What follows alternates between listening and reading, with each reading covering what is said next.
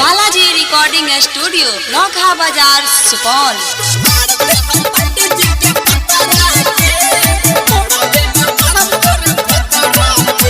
Balaji recording studio नौखा बाजार सुपौल।